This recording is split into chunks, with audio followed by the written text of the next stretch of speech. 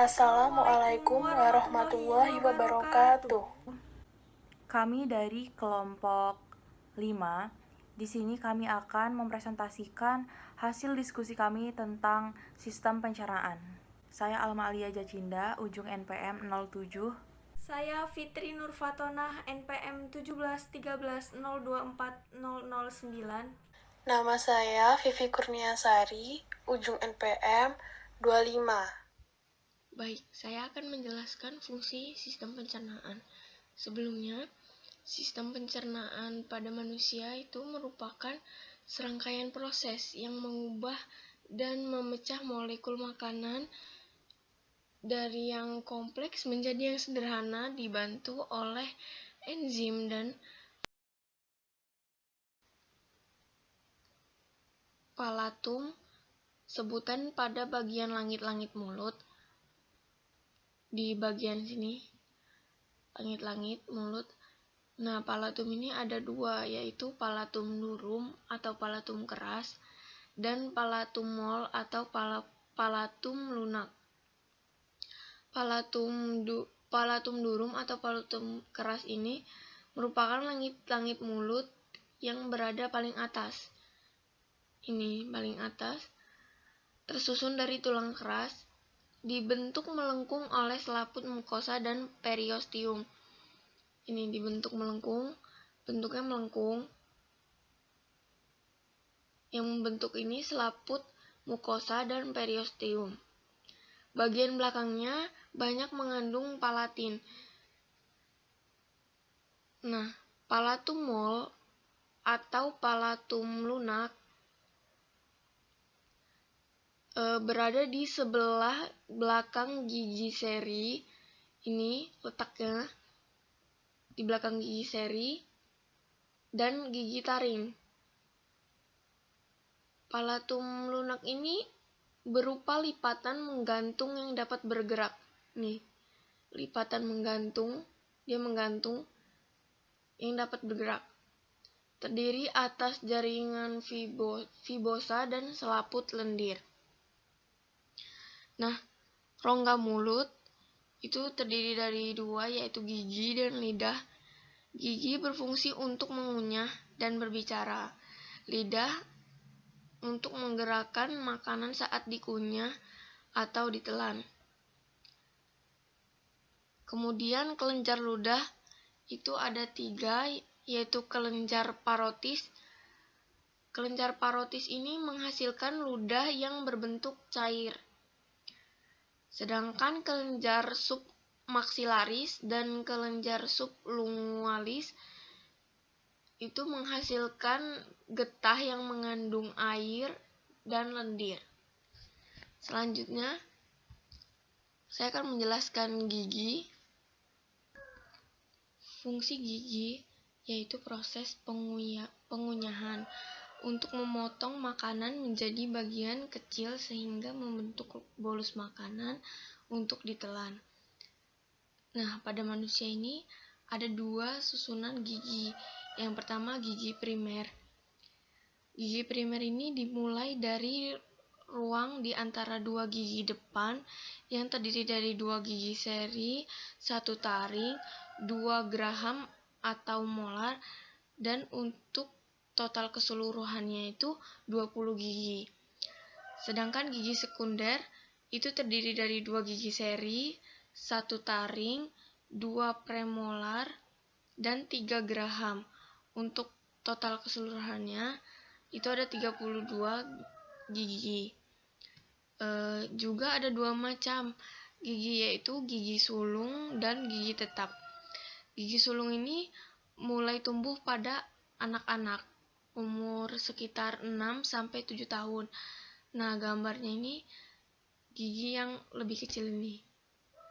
Sedangkan gigi tetap itu tumbuh pada umur 6-18 tahun. Jumlahnya itu ada 32 gigi. Gambarnya yang lebih besar ini. Pada gigi sulung atau gigi susu, ini terdapat gigi seri depan. Ini waktu tumbuhnya itu sekitar 7,5 bulan. Kemudian ini gigi seri kedua, ini dan ini. Itu waktu tumbuhnya sekitar 9 bulan. Kemudian ada gigi taring, waktu tumbuhnya 18 bulan. Ada gigi geraham pertama, waktu tumbuhnya 14 bulan. Kemudian gigi geraham kedua, waktu tumbuhnya 24 bulan. Kemudian pada rahang bawah itu ada sama gigi geraham kedua, waktu tumbuhnya tetapi 20 bulan, sekitar 20 bulan. Kemudian gigi geraham pertama, ini gigi geraham kedua. Gigi geraham pertama itu tumbuhnya sekitar 12 bulan. Gigi taring waktu tumbuhnya sekitar 16 bulan. Kemudian yang pertama yaitu enamel. Enamel ini bagian luar yang paling keras dan berwarna putih, yang ini.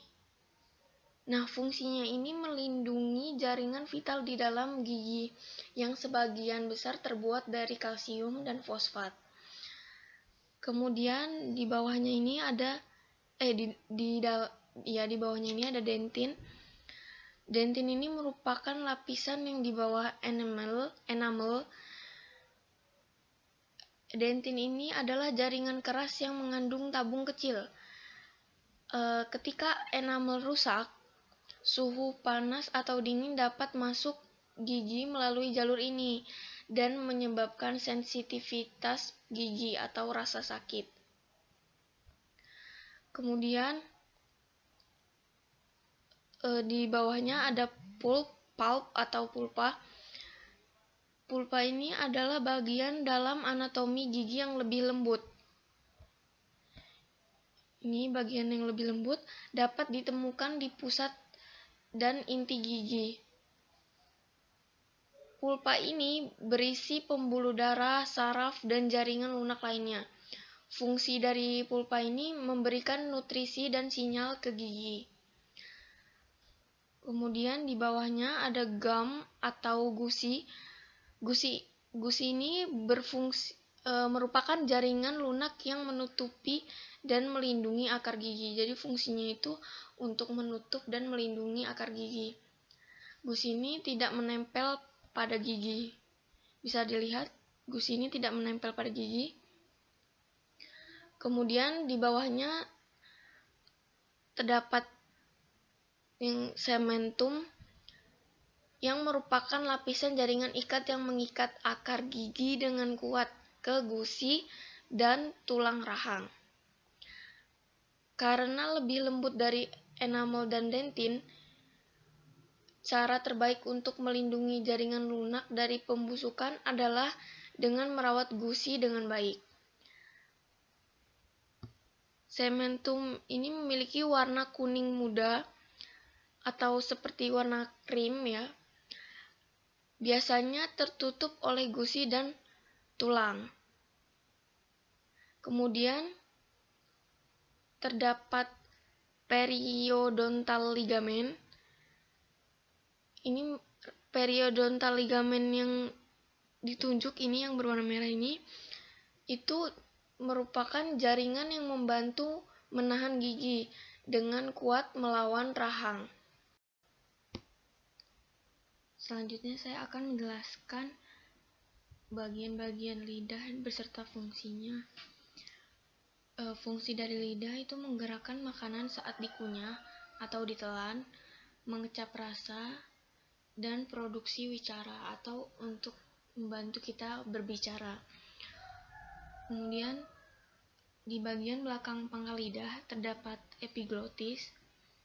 Ini di belakang pangkal lidah ini itu untuk menutup jalan nafas pada waktu kita menelan makanan agar makanan itu tidak masuk ke jalan nafas.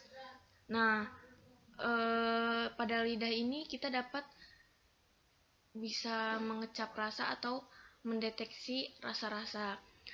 Nah, bagian-bagiannya apabila makanan itu terasa pahit, itu diidentifikasi oleh lidah di bagian belakang. Kemudian apabila makanan itu terasa asin, itu di lidah bagian lateral. Kemudian di bawahnya pengecap rasa asin itu rasa asam, dan di ujung lidah itu pengecap rasa manis. Kemudian jenis papila itu ada fungiform papilla. Selanjutnya saya akan menjelaskan faring. Fungsi faring itu menghubungkan rongga mulut dengan esofagus.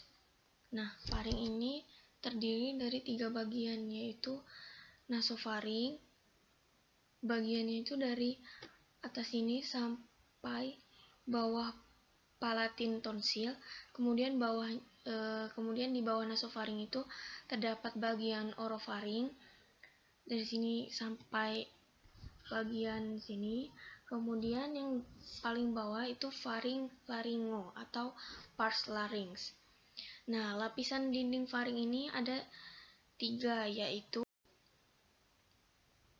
lapisan yang pertama yaitu tunika mukosa.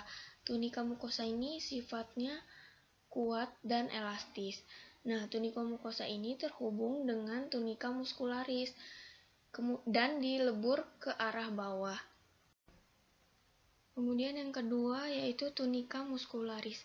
Tunika ini terdiri dari otot musculus constrictor laryngis. Kemudian yang terakhir tunika adventitia. Tunika ini terdiri atas jaringan penyambung dengan serabut-serabut elastin. Pada faring terdapat palatin tonsil atau amandel palatin. Nah, amandel ini terletak di sisi kiri dan kanan bagian belakang tenggorokan. Terlihat seperti benjolan, kedua benjolan ini, dan berwarna merah muda. Amandel ini hanya hadir sebagai benjolan putih apabila terjadi meradang atau terinfeksi. Sedangkan lingual tonsil yang di bawah palatin tonsil ini, yang bulat-bulat ini, itu berfungsi untuk mencegah infeksi.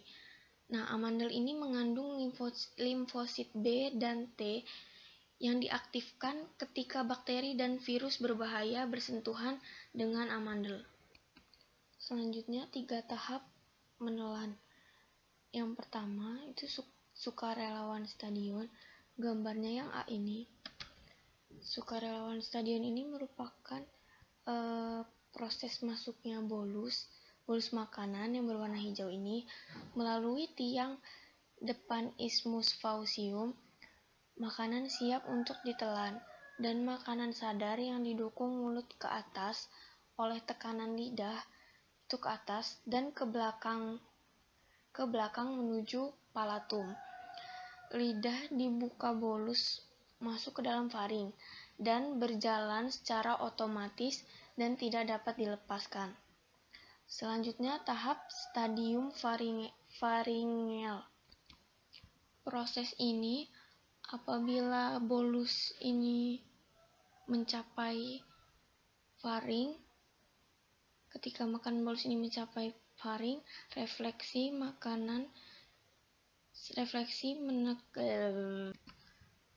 proses ini apabila bolus makanan ini masuk ke faring akan refleks menelan. Laring bagian atas saluran pernafasan bergerak naik, dan epiglotisnya miring menutupi glotis. Epiglotisnya miring menutupi glotis untuk mencegah makanan masuk ke trakea. Kemudian sphincter esophagus berelaksasi sehingga memungkinkan bolus memasuki esofagus. Yang terakhir yaitu stadium esofagel. Pada stadium ini, faring menghantarkan makanan yang sudah ditelan dari faring ke lambung dengan gerakan khusus yang disesuaikan dengan peristaltik dengan 2 jenis pergerakan gelombang, yaitu peristaltik primer dan sekunder. Selanjutnya pada esofagus. Fungsi esofagus menggerakkan makanan dari faring ke lambung melalui gerak peristaltik. Mukosa esofagus memproduksi sejumlah besar mukus untuk melumasi dan melindungi esofagus, tetapi esofagus tidak memproduksi enzim pencernaan.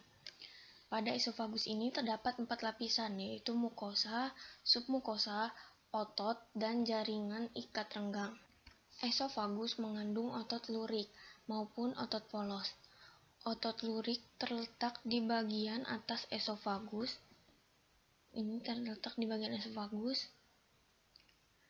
Dan aktif selama penelanan makanan.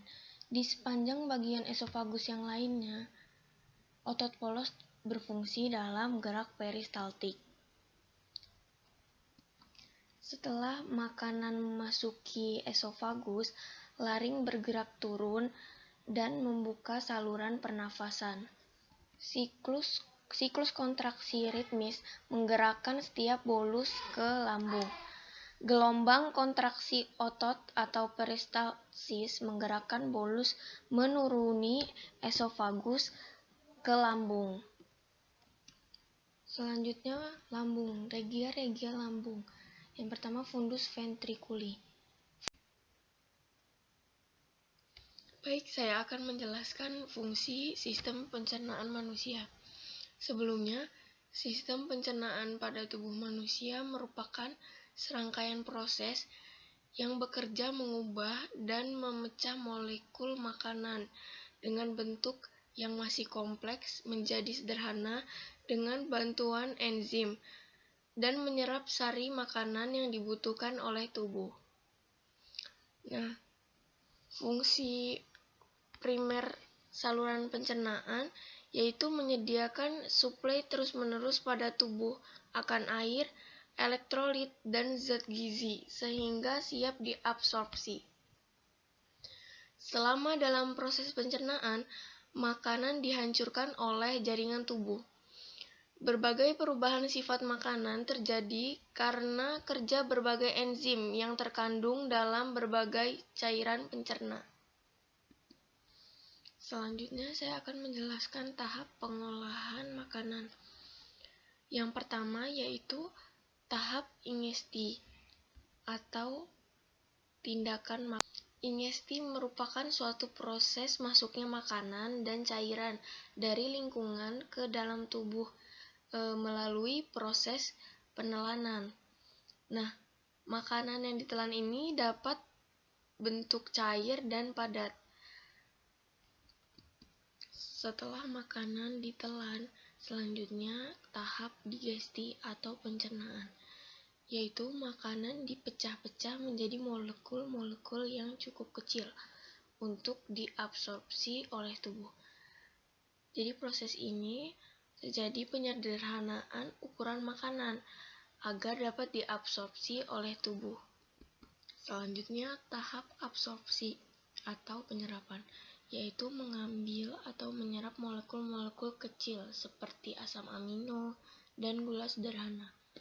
Dan yang terakhir, tahap eliminasi, yaitu menyelesaikan proses tersebut saat material yang tak tercerna dikeluarkan dari sistem pencernaan. Selanjutnya, organ penyusun. Yang pertama mulut, kemudian faring, esofagus, lambung, usus halus, usus besar, dan yang terakhir rektum. Yang pertama yaitu mulut. Fungsi mulut sebagai proses awal pencernaan. Secara umum, mulut terdiri dari 2 bagian. Yang pertama, bagian luar yang sempit atau vestibula, yaitu ruang di antara gusi, gigi, dan bibir. Dan yang kedua, bagian rongga mulut atau bagian dalam, yaitu rongga mulut yang dibatasi oleh tulang maksilaris, palatum, dan mandibularis di sebelah belakang bersambung dengan faring. Bagian-bagian mulutnya ada palatum, rongga mulut, dan kelenjar ludah. Pada lambung terdapat 5 lapisan. Lapisan yang pertama yaitu lapisan selaput lendir atau mukosa. Bila lambung dikosongkan, lapisan ini akan berlipat-lipat. Nah, lapisan berlipat-lipat ini disebut dengan ruge. Kemudian, yang kedua itu lipatan otot melingkar. Lapisan ini merupakan jaringan otot yang kuat. Yang ketiga yaitu lapisan otot miring. Lapisan ini memiliki otot bergaris miring. Kemudian yang keempat, lapisan otot memanjang. Lapisan ini merupakan lapisan yang panjang. Yang terakhir yaitu jaringan ikat. Jaringan ini melapisi bagian luar. Permukaan interior dinding lambung sangat berlipat-lipat dan tertanami dengan ceruk-ceruk yang mengarah ke dalam kelenjar lambung tubular. Nih, pada gambar ini permukaan interior lambung itu berlipat-lipat dan berceruk-ceruk ke dalam kelenjar-kelenjar lambung tubular. Kemudian, kelenjar lambung memiliki 3 tipe sel yang menyekresikan komponen-komponen getah lambung yang berbeda, yaitu sel mukus, sel sif, dan sel parietal. Sel mukus yang melumasi dan melindungi sel-sel pelapis lambung. Sel-sel sif menyekresi pepsinogen. Sel-sel sif menyekresi pepsinogen bentuk inaktif dari enzim pencernaan pepsin. Yang terakhir, sel-sel parietal. Fungsinya menyekresikan asam hidroklorat atau HCl. Pepsinogen dan HCl disekresikan ke dalam lumen lambung. Kemudian yang kedua, HCl mengubah pepsinogen menjadi pepsin. Dan yang terakhir, pepsin kemudian mengaktifasi lebih banyak pepsinogen sehingga mengawali reaksi berantai. Pepsin memulai digesti kimiawi protein. Getah cerna lambung yang dihasilkan yaitu pepsin, asam garam atau HCl, dan pepsinogen. Terdapat proses pengosongan lambung. Stinger pylorus mengatur pengosongan lambung selama pylorus tetap terbuka. Kontraksi antrum akan dibawa oleh kontraksi pylorus dan duodenum. Jika ada gelombang peristaltik terjadi sangat kuat sampai di antrum, maka tekanan isi antrum akan naik dan diikuti oleh kontraksi pylorus, lalu mendorong isi antrum yang masih padat ke korpus lambung. Setiap kecil isi antrum akan masuk ke duodenum setiap kontraksi. Pengosongan lambung ini membutuhkan waktu 5 jam dan dapat lebih lama dibutuhkan. Fungsi pylorus saat mengendalikan lambung terbatas karena pengosongan berjalan normal. Kontraksi antrum akan diikuti oleh kontraksi pylorus yang dilakukan sedikit lebih lama dari kontraksi duodenum.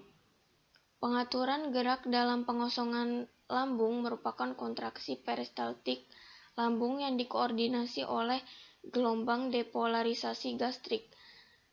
Sel otot polos yang dimulai dari otot sirkulasi menuju ke pylorus setiap 20 detik. Disebut sebagai basic electric rhythm atau BER.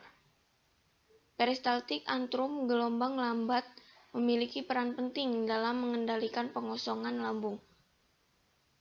Kecepatan pengosongan lambung tergantung pada jenis makanan yang terdapat dalam lambung. Karbohidrat lebih cepat meninggalkan lambung, sedangkan lemak itu lebih lama.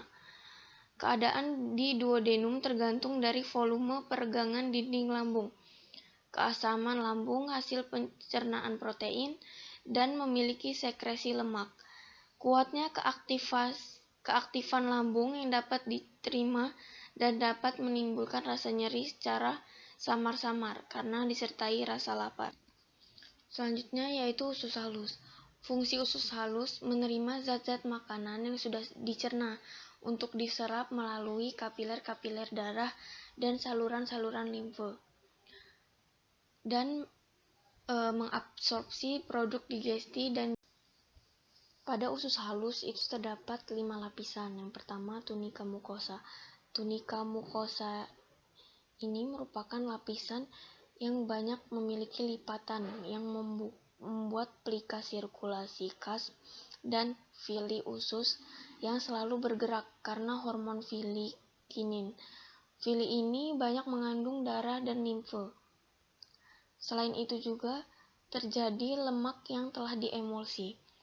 Lapisan yang kedua, tunika propia. Pada bagian dalam tunika mukosa tersedia jaringan limfoid nodul limfatisi secara berkelompok. Tiap kelompok lebih kurang 20 nodul limfatisi. Kumpulan ini disebut pelaku Peyeri, yang merupakan tanda khas dari ileum. Kemudian lapisan yang ketiga yaitu tunika submukosa. Lapisan ini ada pembuluh darah dan saraf sederhana. Lapisan yang keempat yaitu tunika muskularis. Lapisan ini terdiri atas dua lapisan, otot sirkuler dan otot longitudinal. Di antara seluruh terdiri dari anyaman serabut saraf flexus mesentericus Auerbachii. Kemudian lapisan yang terakhir tunika serosa. Lapisan ini meliputi seluruh jejunum dan ileum.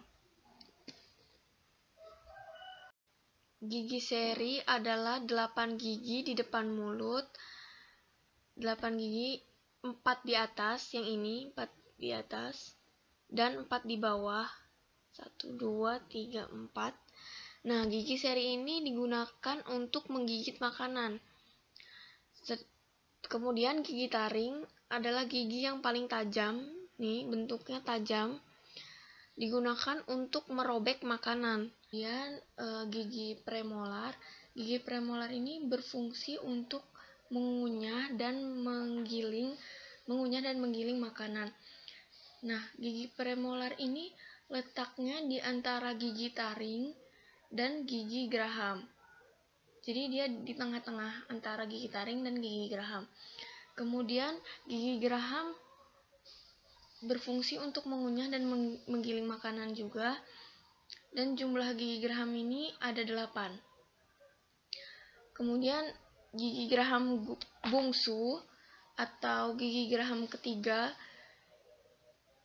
itu munculnya paling terakhir. Biasanya terletak di paling belakang gigi geraham. Biasanya gigi bungsu ini belum akan muncul hingga menginjak usia 18-20 tahun. Atau papila lingual yang ditunjuk ini, yang bundar-bundar. Nah, khususnya filiform papilla itu meningkatkan luas permukaan lidah dan meningkatkan area kontak dan gesekan antara lidah dan makanan. Strukturnya terdiri dari bagian-bagian duodenum, jejunum, dan ileum. Duodenum ini panjangnya 25-35 cm. Nah, duodenum ini bentuknya melengkung seperti kuku kuda. Pada lengkungan ini adalah pankreas. Pada bagian kanan duodenum terdapat bagian yang membukit, tempat bermuara saluran empedu dan saluran pankreas. Tempat ini dinamakan papilla vateri. Dinding duodenum memiliki lapisan mukosa yang mengandung banyak Brunner untuk menghasilkan getah intestinum. Kemudian yang kedua yaitu jejunum. Panjangnya 1-1,5 meter dan berkelok-kelok. Ini berkelok-kelok. Jejunum ini terletak di sebelah kiri atas intestinum. Intestinum minor, dengan perantara lipatan peritoneum yang membentuk kipas, memungkinkan keluar masuknya arteri dan vena mesentrika superior, kapal limfe, dan saraf ke ruang antara lapisan peritoneum. Penampang jejunum lebih lebar, sedangkan dindingnya lebih tebal dan lebih banyak mengandung pembuluh darah. Kemudian ileum, panjangnya 2-2,5 meter. Ujung batas antara ileum dan jejunum tidak jelas. Panjangnya merupakan usus halus yang terletak di sebelah kanan bawah berhubungan dengan cecum dengan perantaraan lubang orifisium ileocecalis yang dihubungkan oleh sphincter dan nulen katup valvula caecalis agar tidak masuk lagi ke dalam ileum. Kelenjar yang menghasilkan getah usus untuk menyempurnakan makanan itu ada beberapa, yaitu enteroksinase, aminopeptidase, tetrapeptidase, dan dipeptidase. Yang ketiga amilase usus, yang keempat maltase, isomaltase, laktase, dan sukrase. Yang kelima lipase usus, yang keenam erepsin, yang ketujuh laktase, ke-8 maltose.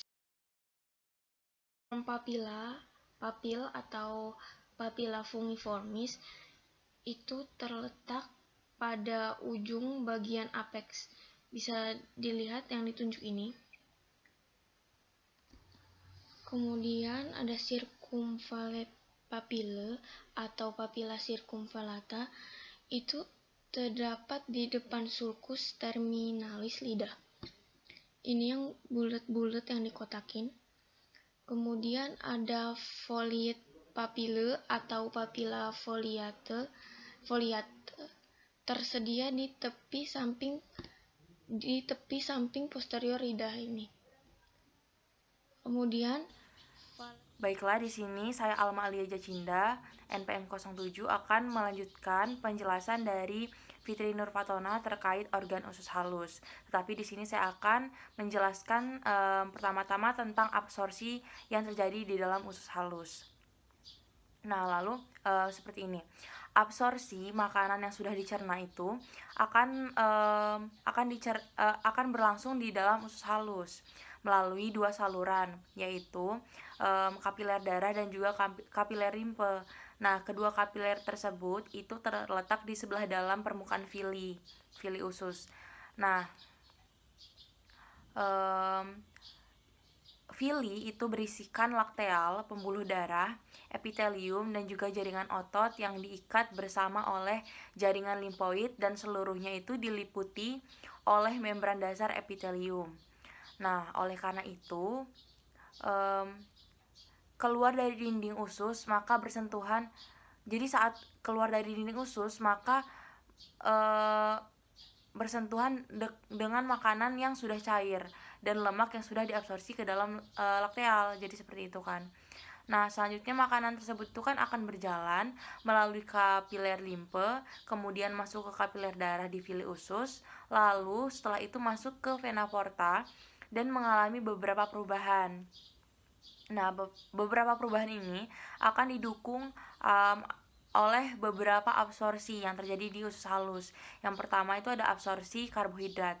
Nah, jadi kalau untuk absorpsi karbohidrat itu kan hasil akhirnya itu terdiri dari ada 3. Yang pertama itu adalah glukosa, lalu ada galaktosa, dan juga ada fruktosa.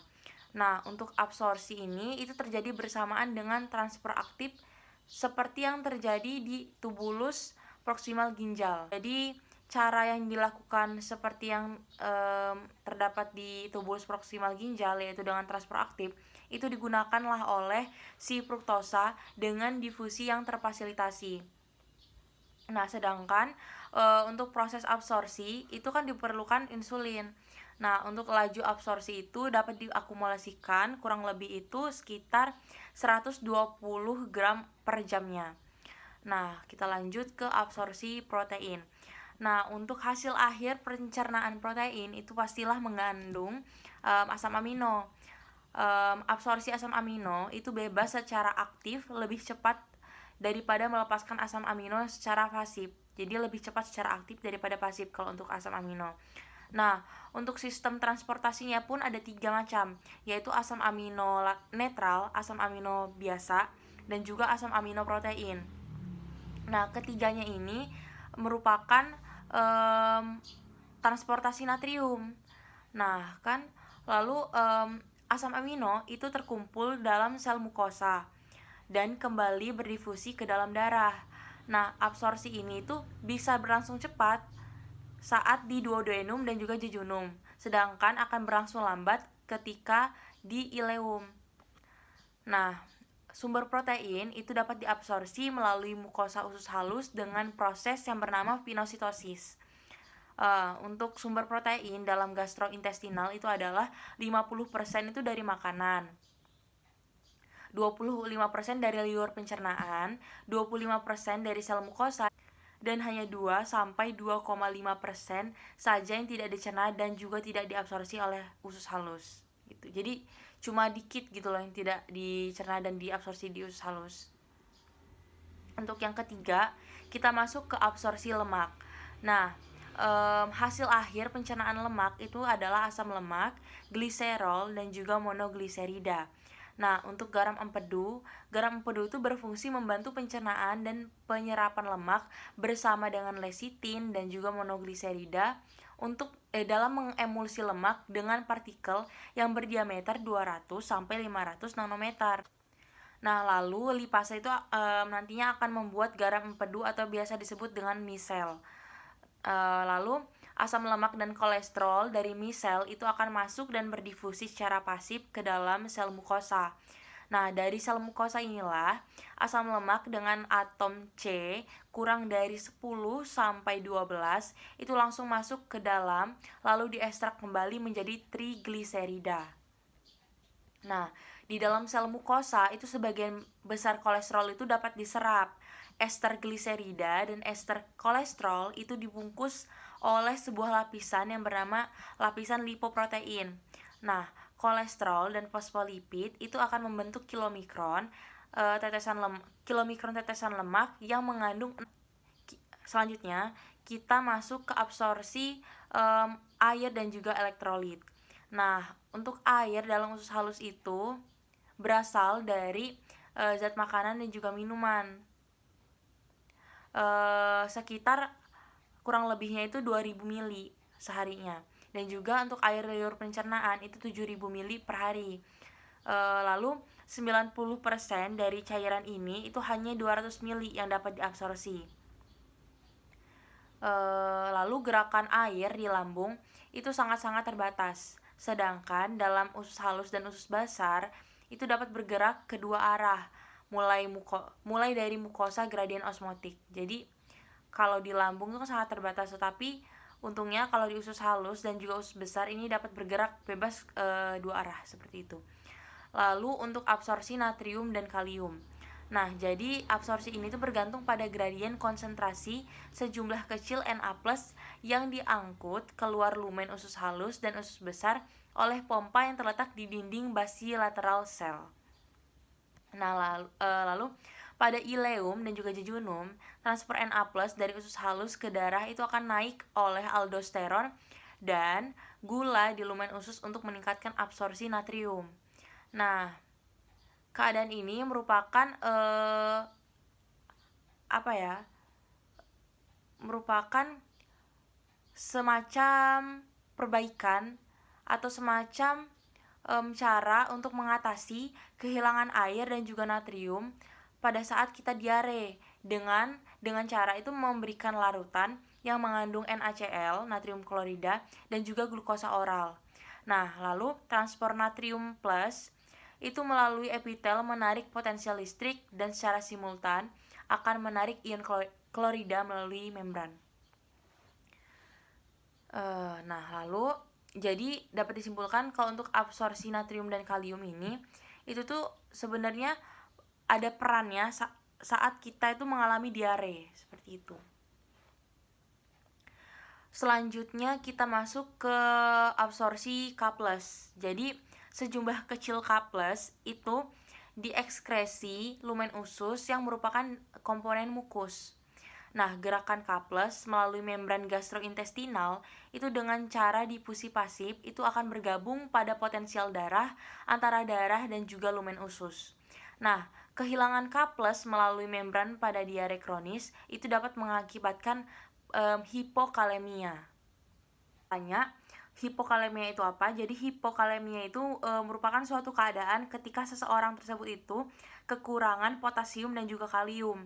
Nah, biasanya itu kalau kita kekurangan potasium sama kalium itu dapat terjadi reaksi seperti muntah-muntah. Nah, hipokalemia ini bisa terjadi pada siapa saja khususnya, tapi lebih seringnya itu terjadi pada orang yang sedang diare. Nah, lalu hipokalemia ini walaupun gejalanya itu cuma hanya muntah-muntah, tapi harus segera diatasi, harus segera diobati gitu.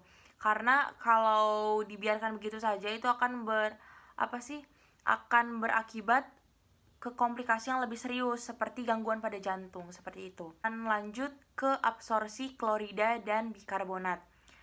Nah, untuk absorpsi ini tuh terjadi di ileum dan juga usus besar. Jadi selain di usus halus itu juga terjadi di usus besar. Nah, jadi ion Cl atau klorida itu akan diabsorpsi aktif untuk menggantikan HCO3. Nah, lalu dengan demikian isi intestinal itu akan menjadi lebih alkali. Seperti itu. Lalu selanjutnya kita masuk ke absorpsi vitamin dan juga mineral. Jadi, vitamin yang larut dalam air itu lebih cepat diabsorpsi dibandingkan dengan yang larut dalam lemak. Nah, untuk vitamin yang larut dalam lemak itu ada AD, A, D, E, dan K. Sedangkan untuk vitamin yang larut dalam air itu ada vitamin B dan juga C. Nah, lalu untuk kalsium itu akan diserap dengan cara transport aktif 30-80%, terutama itu diserap usus halus bagian atas dengan cara transport aktif tergantung pada kebutuhan tubuh. Nah, lalu kalau untuk zat besi itu pada orang dewasa, itu zat besi yang hilang dari tubuh itu relatif lebih kecil. Nah, untuk zat besi itu diserap dalam bentuk Fe atau Fe. Sebagian besar zat besi dalam sel makanan adalah bentuk Fe3+. Nah, untuk sekret lambung itu dapat mereduksi Fe3+, gastrektomi yang dapat menimbulkan anemia defisiensi besi. Nah, kalau untuk penyerapan si zat besi itu secara aktif lebih aktif itu terjadinya di bagian usus halus bagian atas juga, sama seperti kalsium tadi. Lalu selanjutnya kita lanjut ke kontraksi usus halus. Nah, jadi kontraksi usus halus itu dikoordinasikan oleh suatu gelombang depolarisasi usus halus yang bergerak dari otot polos sirkuler duodenum ke arah kaudal. Nah, frekuensi tertinggi itu 11-13 per menit.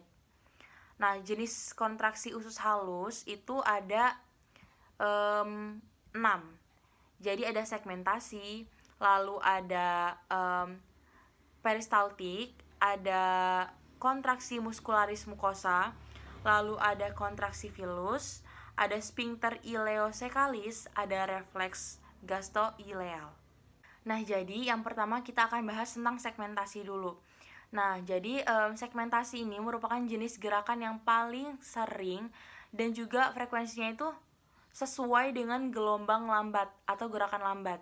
Nah, untuk kontraksi, otot yang berdekatan pada jarak tertentu itu berkontraksi secara bergantian, mencampur kimus dengan liur pencernaan kita pada permukaan absorpsi si mukosa. Nah, selanjutnya yang kedua itu ada peristaltik. Nah, jadi peristaltik ini adalah kontraksi otot sirkuler untuk jarak pendek dengan kecepatan itu hanya 2-3 cm per detiknya. Nah, untuk mendorong kimus ke arah usus besar itu fungsinya.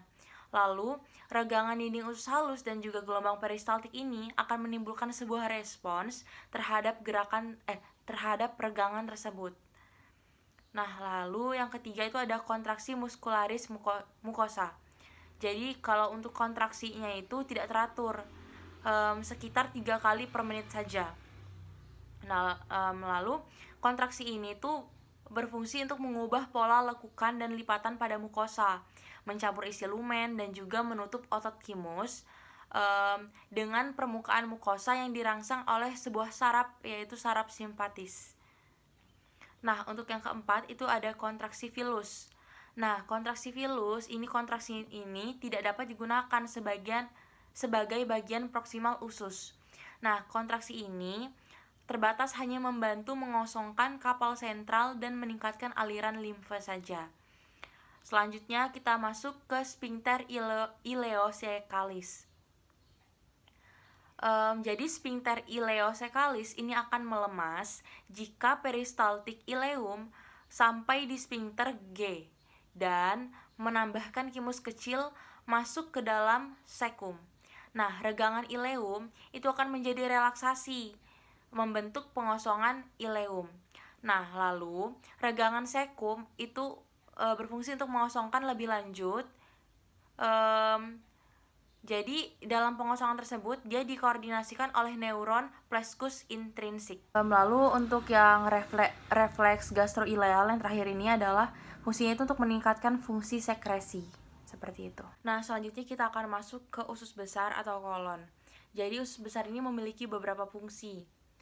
Jadi fungsi yang pertama itu adalah menyerap air dan juga elektrolit 80-90%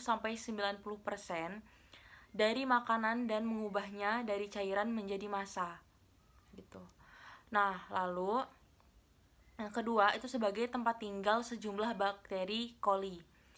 Nah, yang ketiga itu memproduksi vitamin antara lain yaitu vitamin K, riboflavin, dan tiamin serta berbagai gas. Selanjutnya dia juga penyiapan berfungsi dalam penyiapan selulosa yang berupa hidrat arang dalam tumbuh-tumbuhan, buah-buahan, dan juga sayuran hijau. Nah, selanjutnya bisa dilihat pada gambar itu ada 4 lapisan pada usus besar. Yang pertama itu kan ada lapisan selaput lendir atau mukosa. Yang kedua ada lapisan otot melingkar atau muscularis sirkuler. Yang ketiga ada lapisan otot memanjang atau muscularis longitudinal. Dan yang keempat itu ada lapisan jaringan ikat atau serosa. Nah, kalau kita lihat pada gambar, itu kan kalau yang mukosa itu di sini ya, bentuknya itu seperti memanjang terus tersusun banyak tapi dia tuh ke bawah seperti itu. Nah, lalu yang kalau untuk yang kedua itu kan ada muscularis sirkuler, misalnya circular muscle layer. Nah, jadi dia tersusunnya itu nggak beraturan ya sebenarnya, bentuknya beda-beda, terus dia tersusunnya ke samping sama kayak yang atas tapi dia lebih dia space-nya sedikit lebih kecil daripada si mukosa. Nah, selanjutnya ini ada muscularis longitudinal.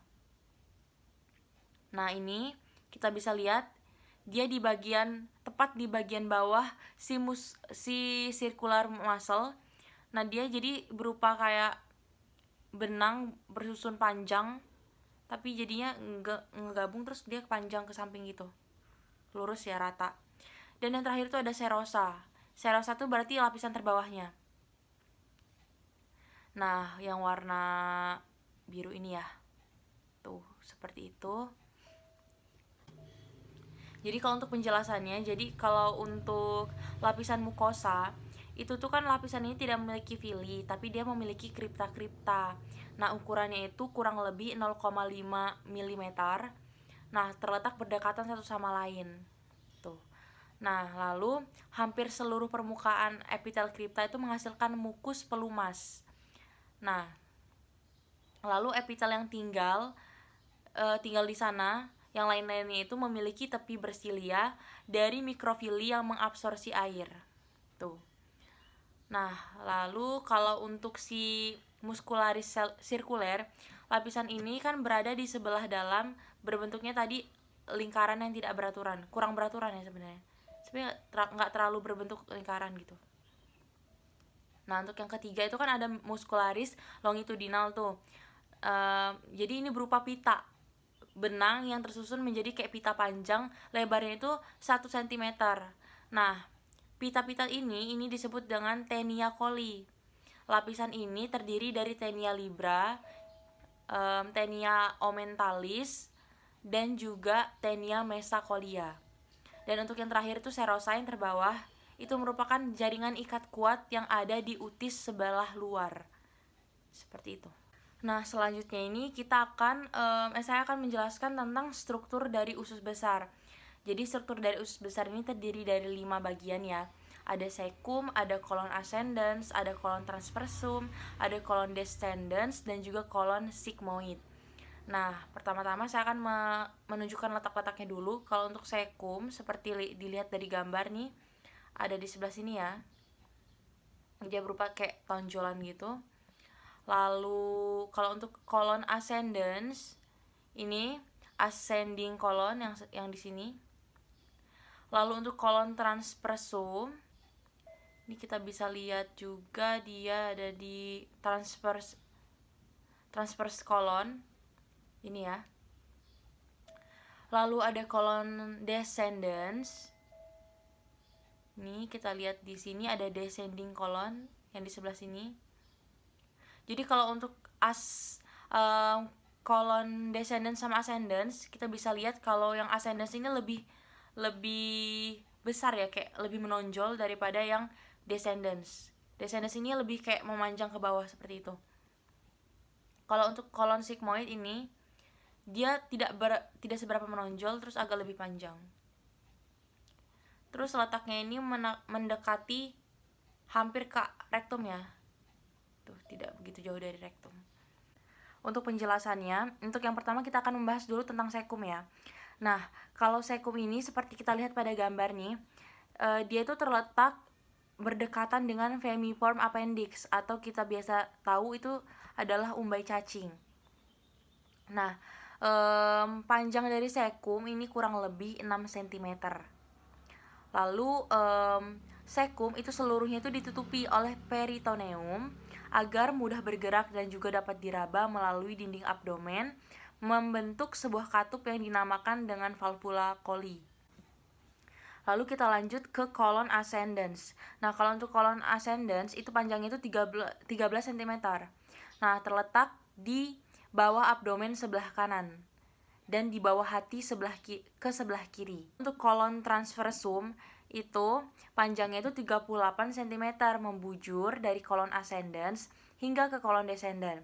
Nah, berada di bawah perut sebelah kanan pada lekukan yang disebut dengan flexura lienalis. Untuk colon transversum itu panjangnya 38 cm, membujur dari colon ascendens hingga ke colon descendens. Nah, untuk colon descendens itu panjangnya lebih kurang 25 cm, terletak di bawah perut bagian kiri dari atas ke bawah. Lalu yang terakhir itu ada colon sigmoid. Colon sigmoid ini bagian ini merupakan colon descendens yang terletak miring dalam rongga panggul.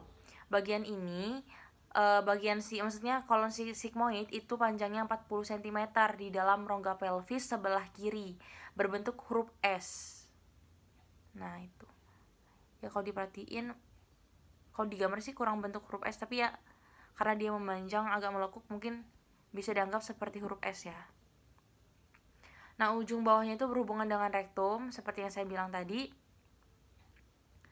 Lalu colon sigmoid ini ditunjang oleh mesenterium yang disebut dengan mesocolon sigmoideum. Macam ya, yaitu gerakan mencampur dan juga gerakan mendorong.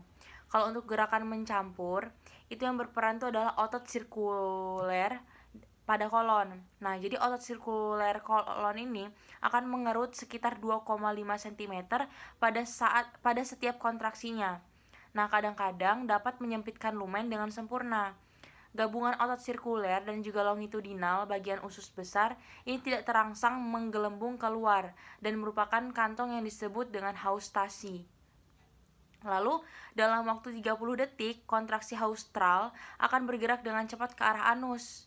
Nah, beberapa menit kemudian timbul haustral kedua yang baru di dekat tempat semula, tetapi tidak pada tempat yang sama, cuma di dekatnya doang.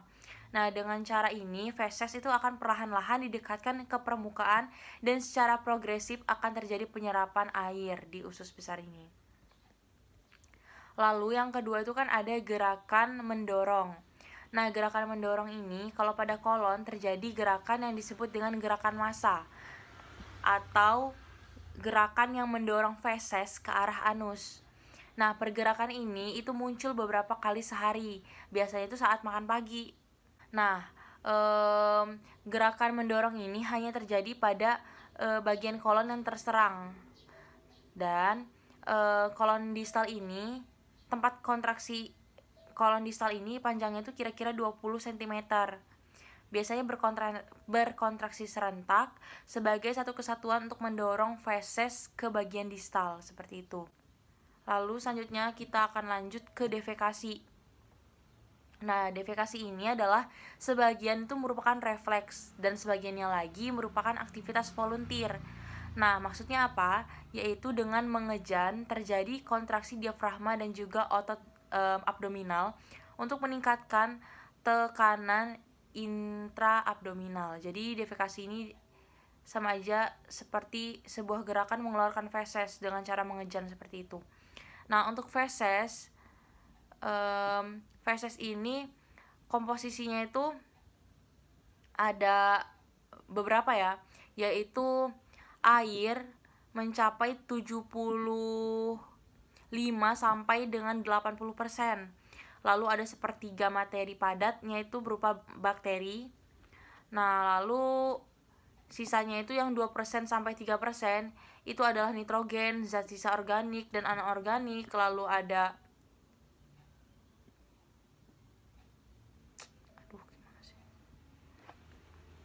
Nah, jadi kalau untuk komposisi feses itu mengandung beberapa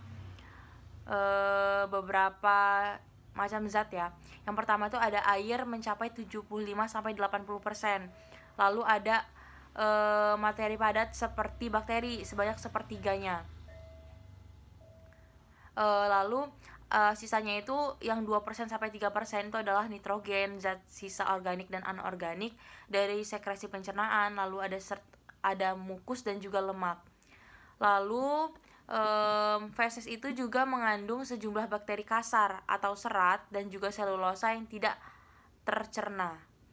Lalu kalau untuk warna coklatnya feses itu berasal dari pigmen empedu dan baunya itu berasal dari kerja yang dilakukan oleh bakteri. Nah, untuk perbedaan lapisan penyusun usus halus dan usus besar ini ya dapat kita perhatikan di sini.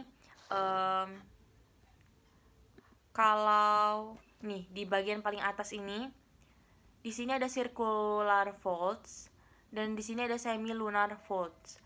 Nah, kalau kita bisa lihat ya, kalau di usus halus ini dia seperti rata lipatannya.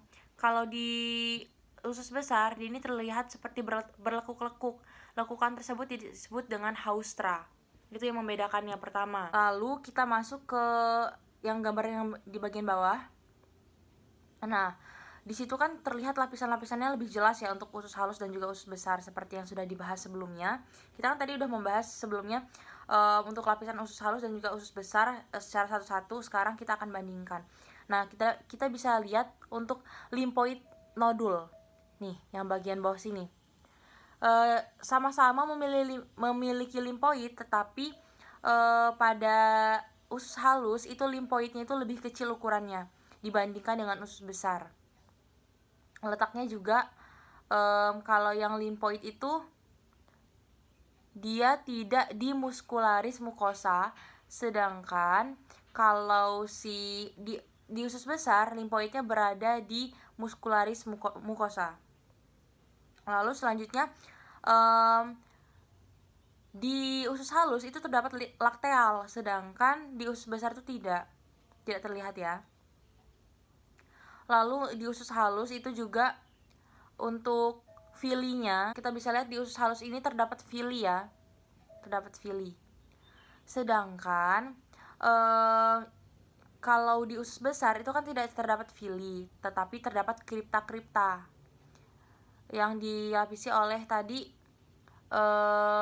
epitelium ya. Nah, selain itu yang lainnya sama. Untuk lapisannya itu sama-sama memiliki lamina propria, memiliki crisp of Lieberkühn, lalu muscularis mucosa, submucosa, circular muscle of muscularis externa, dan juga longitudinal muscle of muscularis externa. Seperti itu.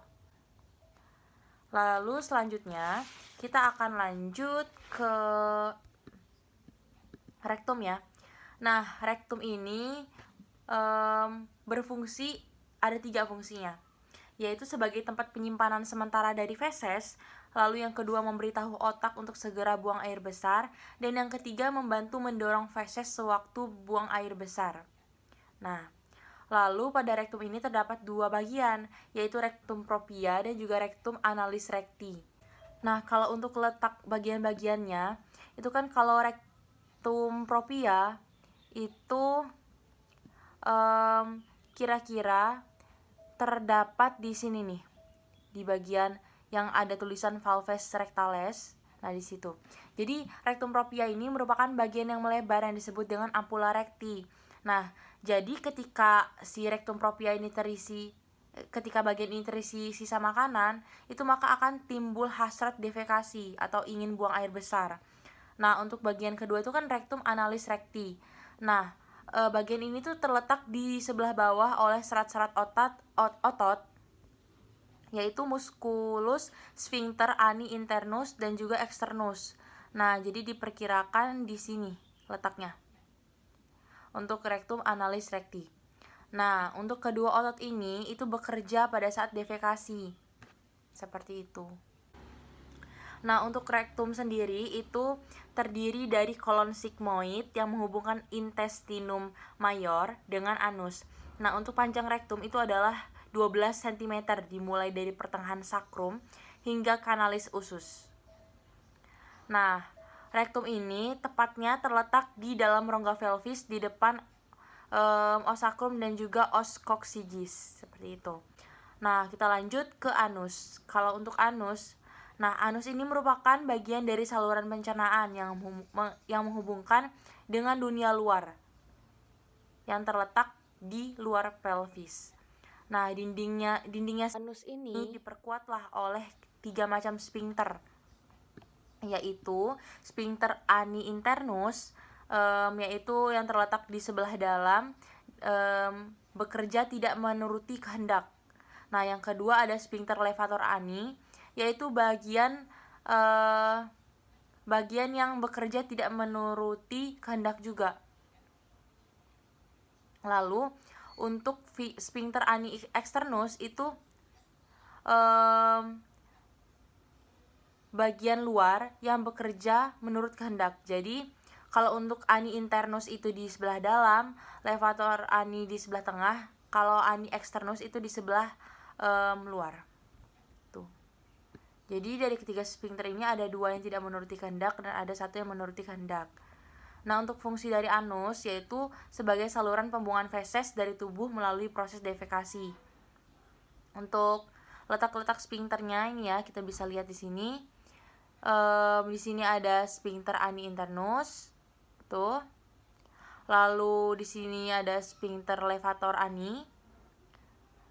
Dan yang di sebelah sini ada sphincter ani externus. Baiklah, kita akan lanjut ke kelenjar pencernaan.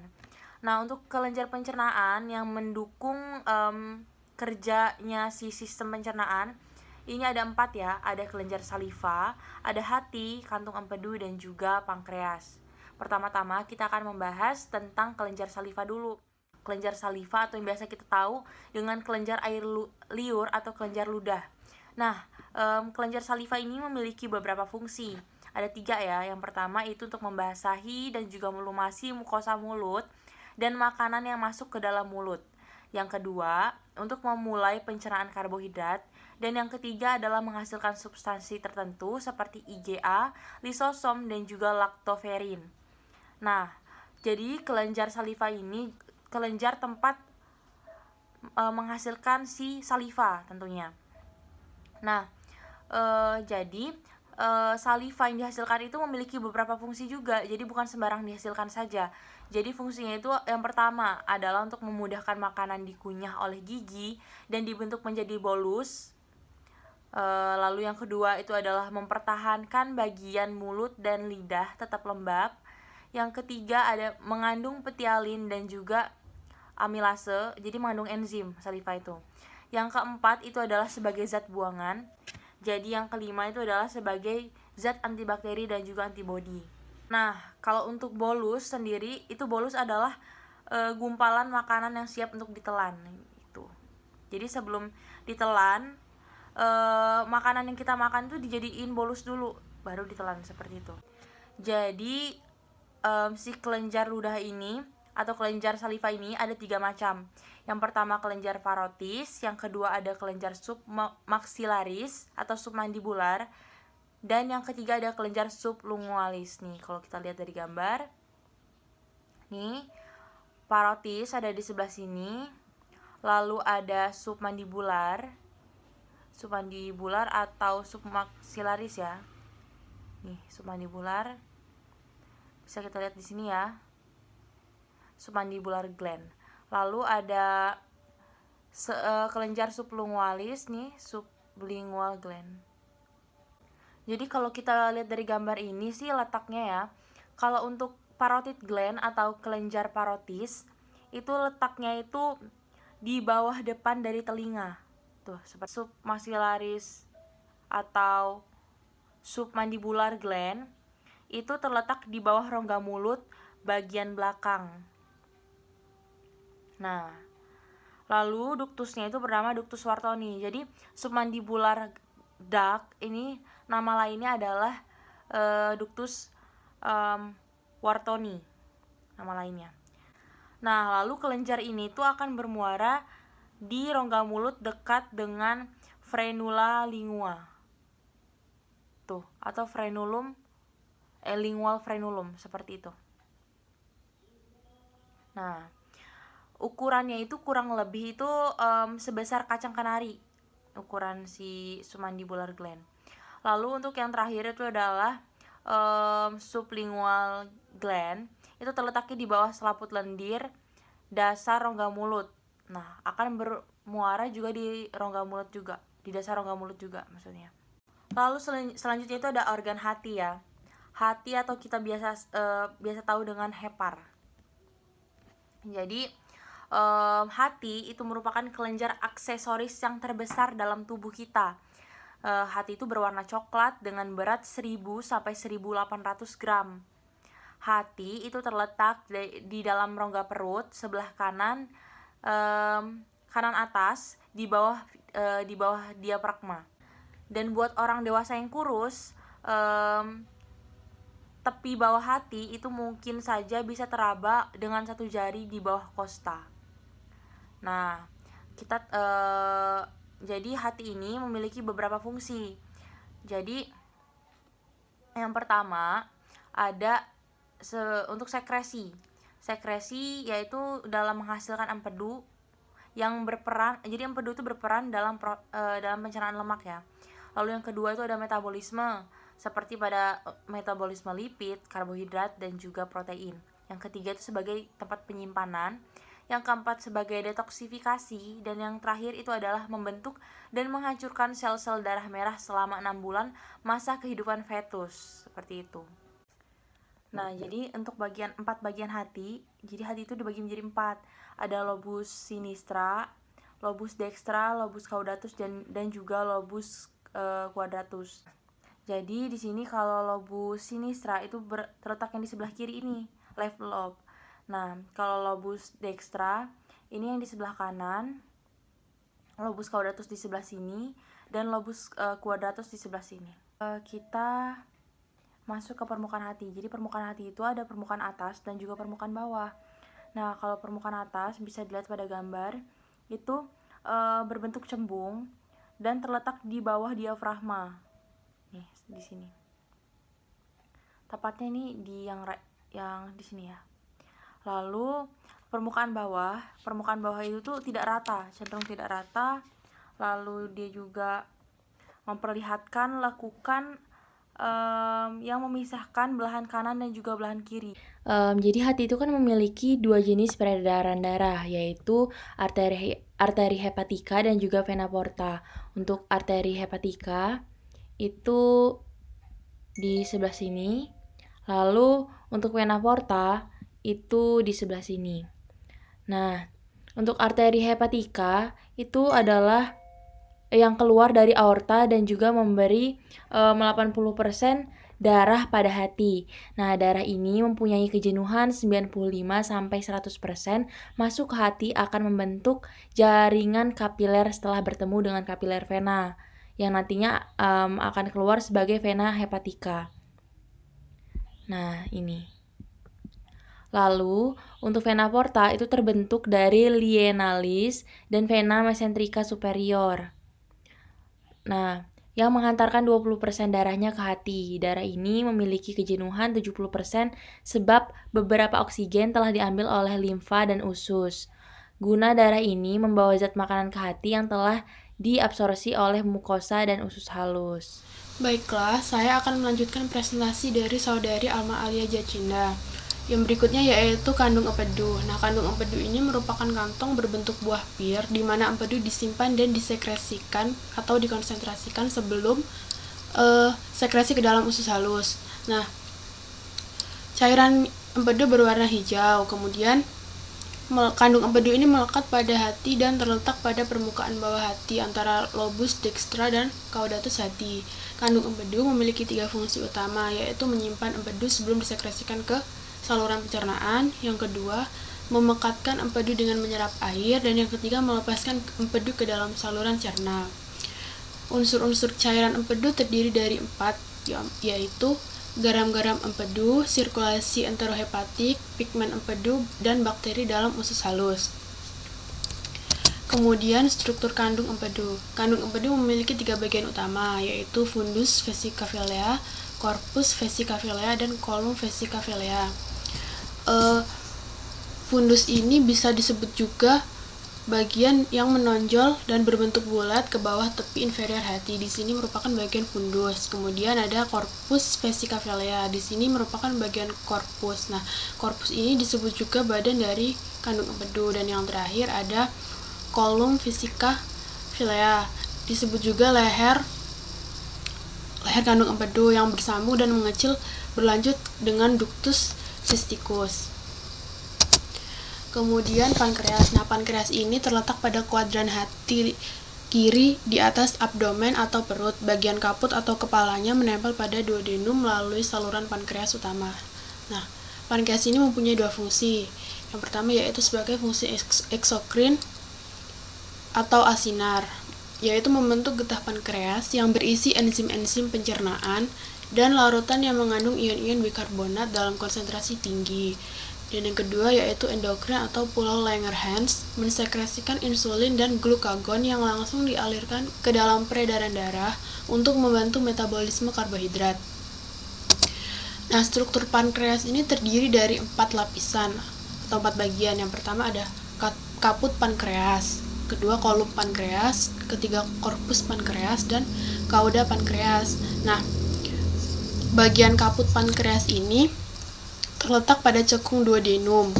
Di sini merupakan bagian dari kaput pankreas, terletak pada cekung duodenum. Permukaan depan berbatasan dengan kolon transversum dan jejunum. Bagian atau permukaan belakang berbatasan dengan vena cava inferior, ductus choledochus, dan vena renalis.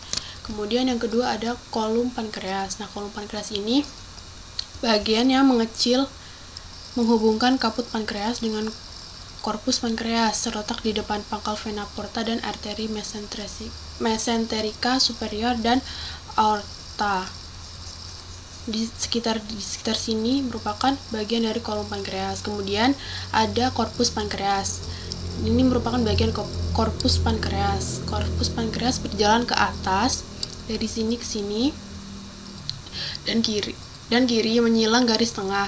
Di depan kauda berbatasan dengan flexura kali sinistra di kiri, belakang berbatasan dengan ginjal dan glandula supranalis kiri. Kemudian yang ketiga yaitu kauda pankreas. Kauda pankreas ini bisa disebut juga ekor atau bagian ujung dari pankreas. Nah, pembuluh darah pankreas ini terdiri dari 6, yaitu arteri pankreatica duodenalis superior, arteria pankreatica duodenalis, arteri pankreatica maius dan caudalis, vena pankreatica duodenalis superior, vena pankreatica duodenalis inferior, dan vena pankreatica maius dan vena pankreatica caudalis. selanjutnya yaitu mekanisme pencernaan. Telah disebutkan di awal jika mekanisme pencernaan tersebut terdiri dari 4 tahapan. Yang pertama yaitu ingesti, digesti, absorpsi, dan eliminasi. Dapat dilihat pada gambar yaitu sistem pencernaan. Di sini terlihat organ dan fungsi-fungsi dari organ tersebut. Makanan yang kita gigit akan masuk ke mulut. Di mulut ini akan terjadi pencernaan kimiawi dan pencernaan mekanik.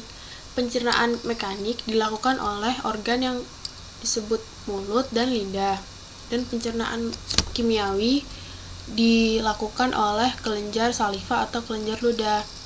Di mulut berfungsi untuk menghancurkan dan mengunyah makanan untuk dijadikan bolus dengan bantuan lidah untuk membolak-balikan makanan supaya mudah dalam dikunyah. Setelah itu, ada fungsi dari kelenjar saliva atau kelenjar ludah. Kelenjar ludah di sini berfungsi untuk membasahi makanan agar mudah untuk dicerna. Kemudian makanan yang sudah menjadi bolus tersebut akan dibawa menuju ujung posterior lidah, yang selanjutnya akan membuka jalan pada faring. Nah, faring ini terdiri dari 2 saluran. Saluran yang pertama untuk saluran makanan dan saluran pernapasan atau trakea. Ketika makanan berada di faring dan akan melewati faring menuju esofagus, maka saluran trakea faring akan menutup secara otomatis dan membuka jalan bagi bolus untuk sampai ke kerongkongan. Kemudian esofagus atau kerongkongan ini berfungsi untuk memindahkan makanan dari faring ke lambung. Makanan dari faring akan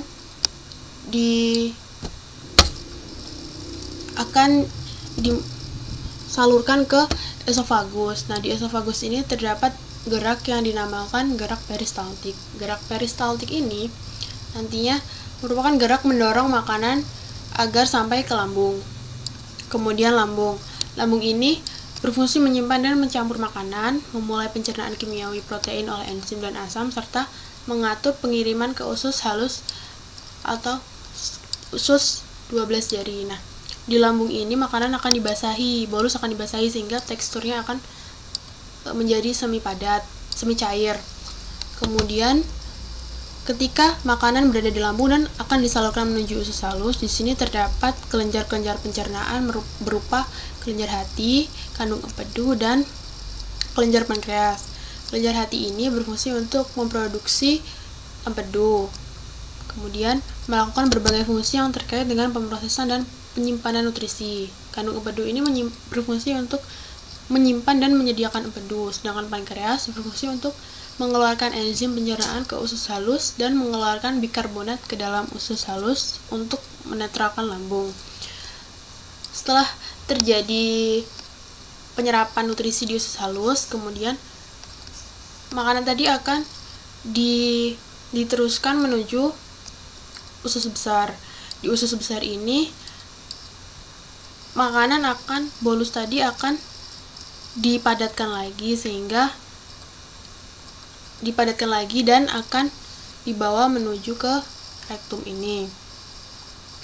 Di usus besar ini berfungsi untuk menyerap nutrisi dan menyimpan feses. Kemudian setelah feses menjadi padat, nantinya akan dibawa menuju rektum. Rektum merupakan tempat penyimpanan sementara sebelum feses siap untuk dikeluarkan.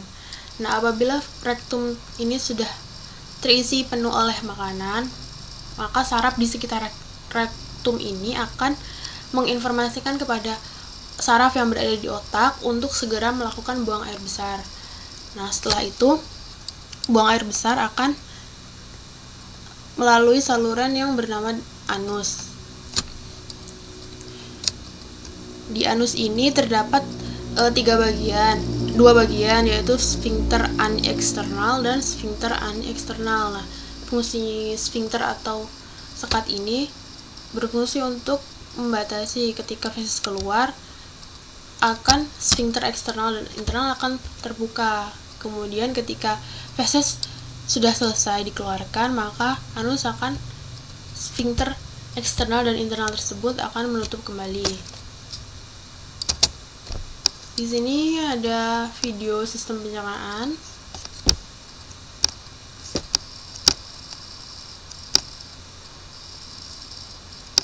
Nah, sistem pencernaan ini terdiri dari semua organ yang terlibat dalam memecah makanan yang kita makan, menyerap nutrisi, dan menghilangkan produk limbah. Ketika kita makan makanan, maka sistem pencernaan akan diaktifkan secara otomatis. Nah, ini merupakan contohnya kita memakan apel.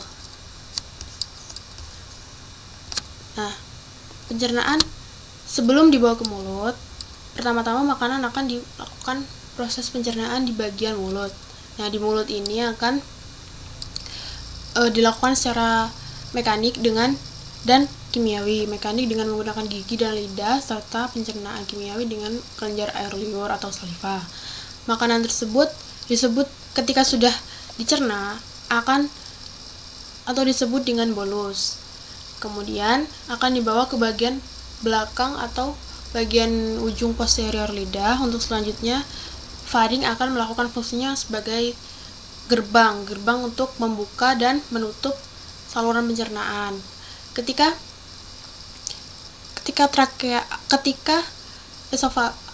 faring makanan terbuka, maka faring untuk pernapasan yaitu trakea akan secara otomatis tertutup. Hal ini untuk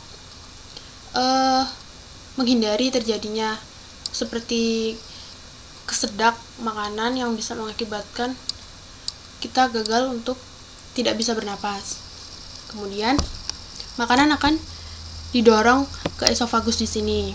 Nah, esofagus di sini memiliki otot-otot yang berfungsi untuk mendorong makanan menuju ke lambung.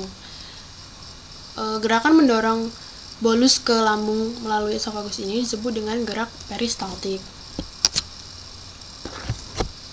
Nah, di lambung makanan dipecah menjadi potongan-potongan kecil dan ditambahkan asam atau enzim sehingga bolus tersebut menjadi semi cair. Makanan atau bolus selanjutnya dibawa ke usus halus di mana nutrisi diserap dan dicerna. Di usus besar ini, air dan garam diserap dan menyebabkan produk limbah menjadi lebih padat dan berubah menjadi tinja. Dengan bantuan kelenjar pankreas seperti hati, empedu, dan pankreas. Kelenjar pencernaan seperti hati, empedu, dan pankreas. Tinja kemudian didorong dari usus besar menuju ke rektum oleh serangkaian kontraksi otot yang dikenal dengan peristaltik. Jadi peristaltik tidak hanya terdapat di bagian kerongkongan saja, tapi juga terdapat pada bagian usus. Kemudian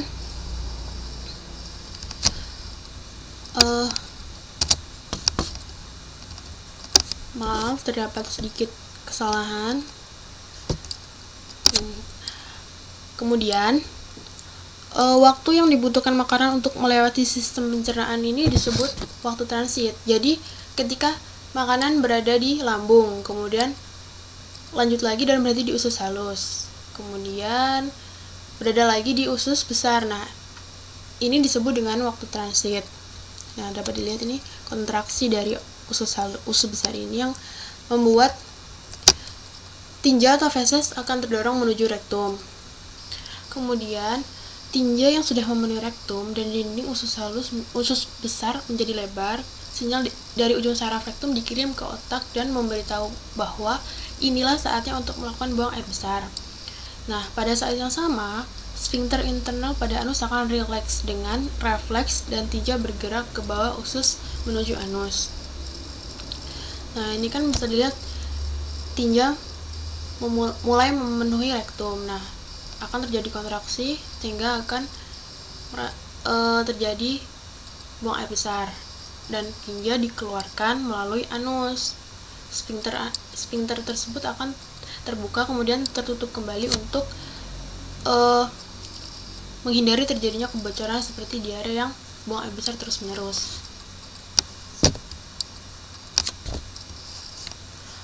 Kemudian Gangguan pada sistem pencernaan. Nah, sebenarnya pada sistem pencernaan ini terdapat berbagai macam gangguan.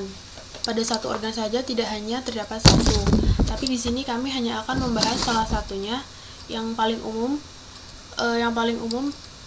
ada pada manusia. Yang pertama yaitu pada mulut. Pada mulut ini terdapat gangguan atau penyakit yang disebut dengan sariawan. Sariawan ini berupa luka yang muncul di seputar mulut.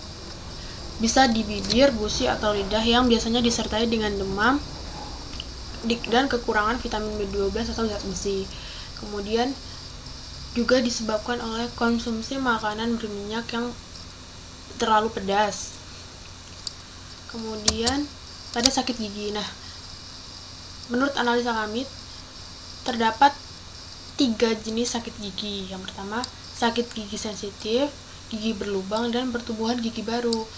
Yang gigi sensitif ini berupa muncul sensasi ngilu pada rasa nyeri, ngilu pada gigi, disebabkan makan atau minum yang panas, dingin, manis, dan asam. Jadi ketika kita makan atau minum yang panas, dingin, manis, dan asam, akan munculnya rasa ngilu di gigi. Kemudian gigi berlubang, disebabkan oleh kerusakan yang mengikis email hingga dentin sampai membentuk lubang. Disebabkan oleh penumbukan bakteri pada mulut dan sering mengkonsumsi yang manis. Jadi kita kan sering dibiasakan untuk sikat gigi sebelum tidur. Nah, ini memiliki fungsi yang sangat berguna bagi gigi kita. Bakteri yang ada pada mulut, terutama pada gigi, apabila tidak dibersihkan maka akan mengikis email hingga dentin gigi, sehingga lama-kelamaan apabila dibiarkan terus-menerus akan terjadi lubang sehingga gigi kita akan merasa sakit. Kemudian yang ketiga yaitu pertumbuhan gigi baru. Nah, pertumbuhan gigi baru ini biasanya ditandai dengan gusi membengkak, nyeri rahang, dan napas tidak sedap. Pertumbuhan gigi baru ini umumnya terjadi pada orang-orang dewasa. Kemudian pada faring terdapat penyakit yang disebut faringitis atau radang tenggorokan. Nah, radang tenggorokan ini disebabkan oleh virus, bakteri, alergi, ataupun udara. Karena penyebabnya berbeda, gejala yang ditimbulkannya juga dapat bervariasi. Umumnya faringitis ini ditandai dengan demam disertai bersin, flu, batuk, sakit kepala, sakit tenggorokan, dan susah saat menelan. Dapat kita lihat di sini terjadi pembengkakan di area faring, sehingga apabila kita akan menelan makanan, faring tersebut akan sangat susah untuk dibuka dan kita merasakan kesakitan. Kemudian kanker nasofaring. Kanker nasofaring ini disebabkan mutasi gen dan virus Epstein-Barr. Epstein-Barr ini termasuk ke dalam famili Herpes viridae atau Human Herpes Virus 4 atau yang biasa disebut dengan HHV4. Jadi bisa satu famili dengan virus herpes. Kemudian gejalanya berupa pendarahan pada hidung dan mimisan. Kemudian dengungan pada telinga yang mengakibatkan pendengaran berkurang. Dengungan tersebut lama-kelamaan akan mengakibatkan pendengaran berkurang. Benjolan pada leher. Dapat dilihat di sini di gambar terdapat pertumbuhan sel yang tidak normal.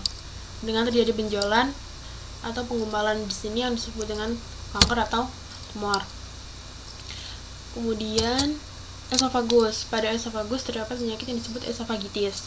Esofagitis ini disebabkan reflux atau naiknya asam lambung ke kerongkongan, alergi, infeksi, dan obat-obatan. Gejala yang ditimbulkan berupa sakit saat menelan, sulit menelan, rasa perih di dada, mual dan muntah, dan tidak nafsu makan. Pada gambar terlihat di sini penampang esofagus terlihat jika saluran esofagus ini mengecil, sehingga secara otomatis akan menyulitkan ketika kita akan makan dan menyulitkan bolus dibawa ke menuju lambung. Dan di sini juga terlihat terjadi penyempitan dengan lapisan mukosa yang terlihat tidak normal atau abnormal, dan warnanya juga sedikit cenderung ke merah gelap. Kemudian lambung. Lambung ini terdapat penyakit yang disebut dispepsia atau MAH. Penyakit ini merupakan penyakit yang paling umum dijumpai oleh penyakit lambung lainnya. Penyebabnya yaitu naiknya asam lambung, gaya hidup tidak sehat, dan obat-obatan. Gaya hidup yang tidak sehat ini dapat berupa konsumsi alkohol, kafein, merokok, dan minuman bersoda. Kemudian juga konsumsi makanan yang terlalu banyak, terlalu pedas, dengan gejala yang ditimbulkan yaitu kembung, mual, dan bersendawa. Dada di bawah perut bagian atas rasanya tidak nyaman. Kemudian di usus halus terdapat penyakit yang disebut dengan celiak. Nah, celiak ini merupakan penyakit autoimun yang terjadi akibat mengkonsumsi gluten. Karena kita mengkonsumsi gluten, bagi penderita celiak ini, maka akan meningkatkan respon imun tubuh. Ketika respon imun tubuh kita ini meningkat, maka akan menyerang usus halus. Dan di usus halus terdapat lapisan yang disebut villi yang berfungsi untuk menyerap nutrisi. Ketika villi tersebut rusak, maka nutrisi tidak dapat diserap dengan baik ke dalam tubuh. Hal ini akan mengakibatkan malnutrisi. Gejala yang ditimbulkan berupa sakit perut, mual, anemia, nyeri sendi, sakit kepala, dan berat badan turun. Kemudian pada usus besar, terdapat penyakit yang disebut colitis ulcerativa atau radang usus. Nah, radang usus ini ditandai dengan adanya luka atau peradangan pada usus besar. Gejalanya dapat berupa sakit perut, perut kram, diare, kembung, nafsu makan berkurang, lelah terus-menerus, dan demam. Pada rektum dan anus, terdapat penyakit yang disebut wasir atau ambeien. Nah, wasir atau ambeien ini merupakan penyakit dengan munculnya berupa benjolan yang terdapat pada sekitar anus dan rektum, disebabkan diare yang berlangsung lama, sering mengangkat beban berat, kehamilan, baru melahirkan, dan kebiasaan duduk terlalu lama. Gejala yang ditimbulkan dapat berupa rasa gatal atau sakit di sekitar anus, pendarahan dari anus setelah BAB, dan keluarnya lendir setelah BAB. Nah, penyakit para penderita wasir atau ambeien ini, dia mereka kesusahan dalam duduk, sehingga akan menyulitkan aktivitas mereka sehari-hari. Kemudian di kandung empedu terdapat penyakit yang disebut batu empedu. Batu empedu ini disebabkan adanya kolesterol yang mengeras dan tertimbun dalam cairan empedu. Gejala yang ditimbulkan dapat berupa kehilangan nafsu makan, mual, muntah, demam, sakit perut terus-menerus. Yang sakit terus-menerus hilang, kemudian timbun, hilang lagi, dan timbul lagi.